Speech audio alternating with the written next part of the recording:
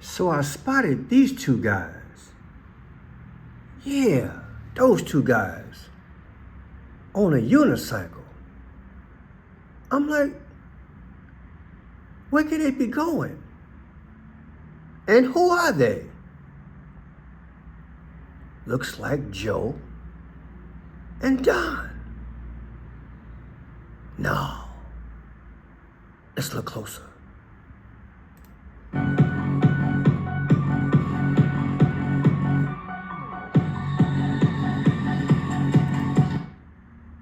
Now that face looks familiar. And they both got on the black and white. I wonder if they've been on the checkerboard. Let's look at them again.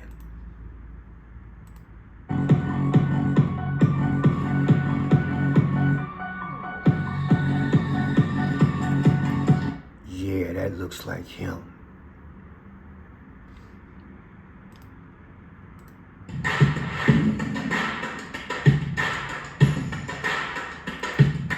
Gotcha. Don't jump to conclusions, Pearson. You think that's Don? What could they be running from? Has confirmed that the Pentagon ordered all state National Guards to form what they're calling quick reaction forces, available for rapid deployments to address potential civil unrest. CBS News Homeland Security correspondent Nicole Skanga joins me now to go through all of this. Okay, so Nicole, can you walk us through what this all means? Yeah, this is the largest change to the domestic mission of the National Guard that we have seen in well over a decade, Caitlin, and let me explain why. The leaked memos show that the National Guard Bureau is standing up quick reaction forces across all 54 states and territories, and they mobilize in the event of domestic disturbances, civil unrest, federal emergencies. We have seen them before in natural disasters, like say after Hurricane Katrina. But this would be a more permanent change, and it all hinges on the executive order that we saw President Trump put out back in August that also spurred the federal task force that was tough on crime, in the president's words, here in D.C. Now, each state already has a homeland response force that is tasked with chemical, biological, radiological, and nuclear response. Now, they will have a dedicated riot control element. That is the team that we are talking about now. And what would this look like in practice? Yeah, practically it would look like a few hundred personnel within each state. The sizes do vary based on the state. And it includes a subset of 100 troops that are always ready to deploy, including 25% of those troops ready to deploy in as little as 8 hours, 100% of troops ready to deploy within a day. So they are designed to mobilize really fast, trained in... This is interesting, people. What will this look like? Absolutely, Mike. Well, you know, my time in the Army and the Military Police Corps, a lot of training with the National Guard, the Reserve, and the active component revolves around, in many cases, combat field work, but then there's also garrison, and in this case, civil disturbance, or what we call Civil D, which is essentially preparing for riots, crowds, a variety of scenarios. So a QRF, or a quick reaction force, is really something that many folks that have trained in this area are used to. It's not uncommon for the president to want to make sure they're ready for these capabilities. And one example of many is just in crowds, there tend to be problematic actors, things like snatch and grab techniques where the civil riot police grab someone behind the line, remove problems. It's all just kind of par for the course, and I think it's good that they're showing that they're ready for any situations that may escalate. They want to focus on de-escalation. Yeah. It appears to me that they know something, and they're speaking without speaking. What do you think? Have you guys seen this in the news today? I think they're speaking without speaking. Let's look at it in relation to what the FBI reported today. Check it out.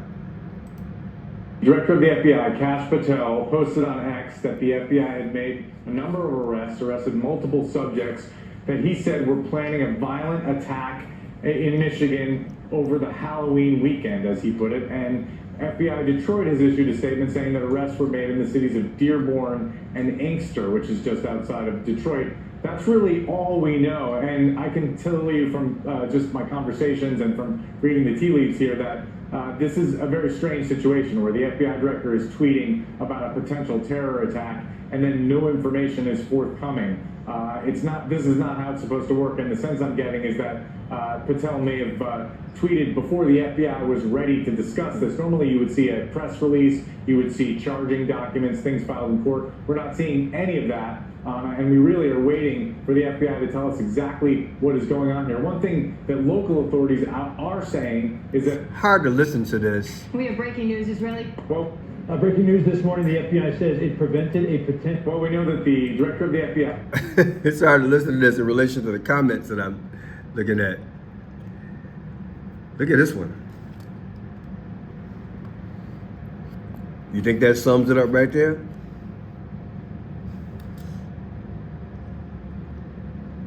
This sounds like Frustration Friday. I got my host with me. We're gonna keep diving deep. We're gonna try to get to the core this time. The current Pentagon Quick Response Force Initiative, ordered in October, that's right, today, is a recent development based on an August 2025 executive order from President Trump, which mandated the creation of a National Guard Quick Reaction Force for civil disobedience. Wow.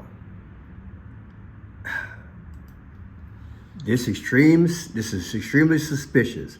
I'd bet they're trying to find or create reasons to send National Guard ICE to Dearborn, Detroit to protect, kidnap people and cause unrest. I live nearby and can tell you there are only good, kind people here, and the only dissent is manufactured, probably by drunk.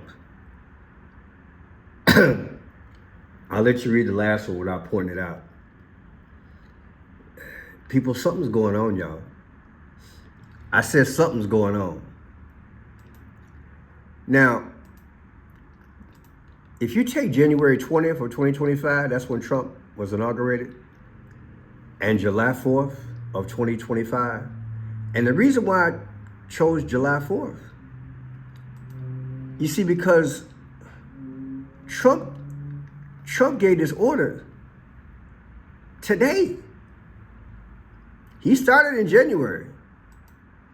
America was founded July 4th. That gives me 165 all day. It also gives me 514, but stay tuned. When I think 165, I think June 14th, which means this is Trump's baby.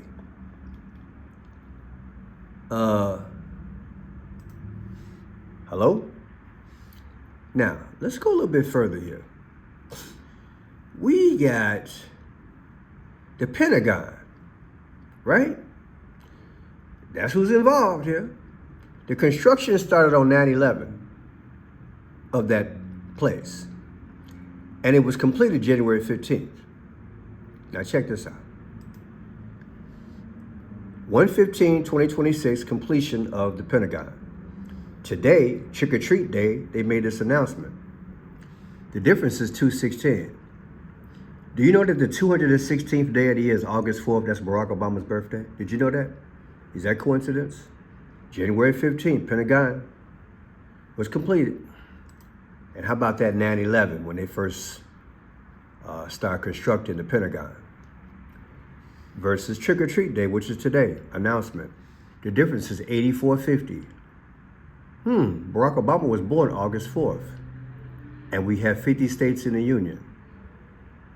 Isn't that coincidence?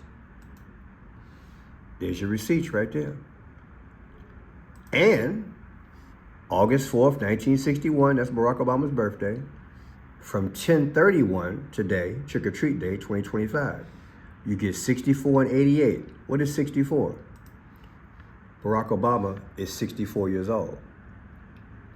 And 88, well, what is that? 88, Trump, 2 flagpoles, 88 feet tall. Remember that? This thing getting interesting. Trick or Treat Day minus Barack Obama's birthday. What else we got, Pearson? This reminds me of the bird from, the phoenix bird from Harry Potter. Harry Potter. You know, they've got these symbolism going on in America throughout the world, where the bird soars very high, and then it reaches a point, and then it has to come down, and it's done. But then it comes back. You know? That's what Harry witnessed here. It catches fire, and then it falls. And then once it falls, it turns into ashes. And little Harry is astonished by that. See, it's a heap of ashes. But then it begins to reform. That's America, y'all. I believe that's what you're seeing. Maybe that's why they was running. Or is that coincidence? But check it out.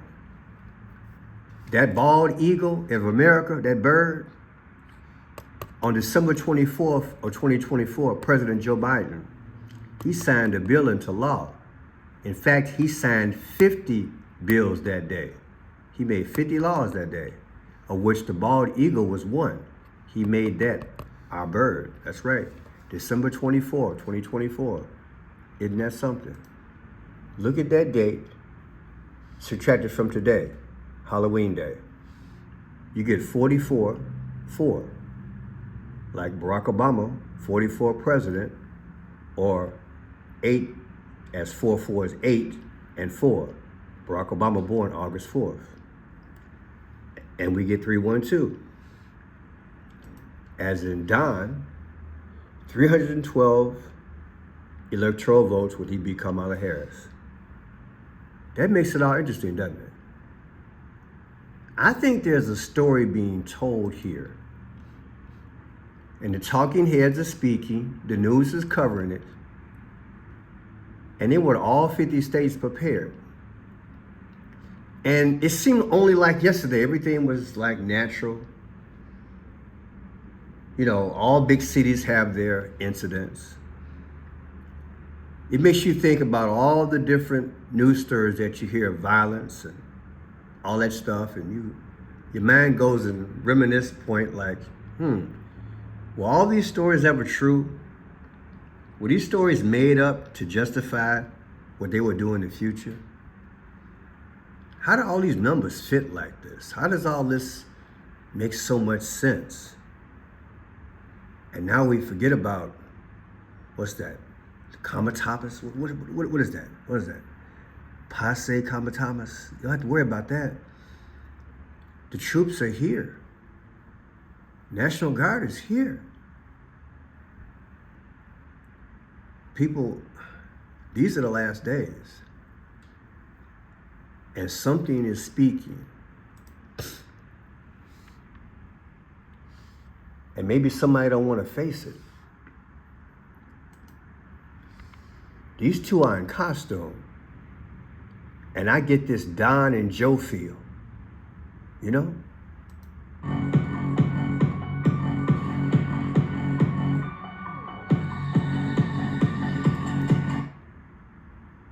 And maybe, just maybe, if I didn't coincidentally see this week, I might have never caught this. Funny how fate just allegedly puts it all together.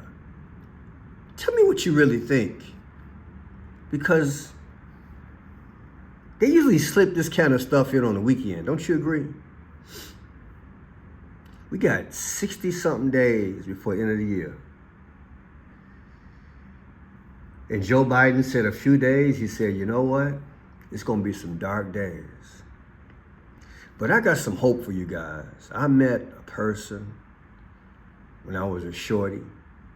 My grandmother, my mama, my pastor, they all kept telling me about this man who loved me so much. It was an undeserving love, but yet the love was there for me to always go to like a well if I really truly needed it. And one day I made that move to find out exactly what they were trying to say. That well that never runs dry, that refreshing spring, that unquenchable, that's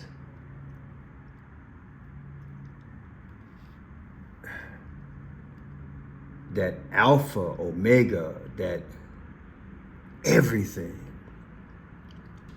His name is Jesus. Never wore a mask. Never tried to escape the situation. He just stood up. Even as he was beat, shed his blood, stabbed, hung, and then died. But then he rose. And now whoever come what may, that's what they kept telling me about. And now I'm here to tell you, we're not gonna have to go through too many more games on this planet. I think this sums it up. Excuse the language, but it's hard to believe anything that they're telling us. You see, because people, the honest truth in my mind, they're selling us something because they're intent to do something in the future. It's a power grab. And before they can do it and justify it, you got to sanitize our minds with a whole lot of darkness, a whole lot of lies, a whole lot of schemes, a whole lot of mischievous deeds.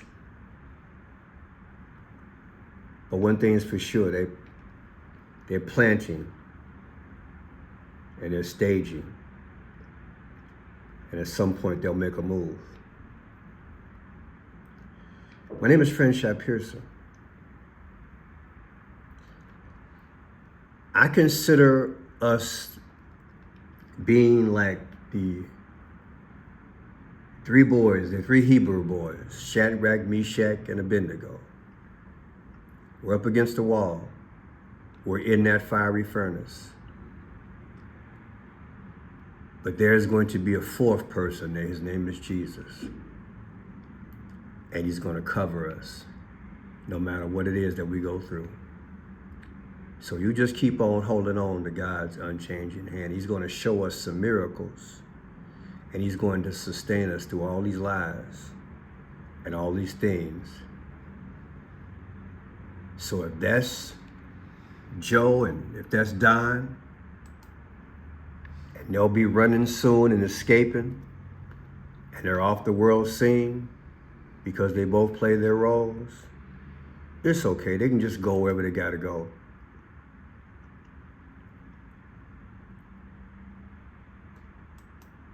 It's all a bad act.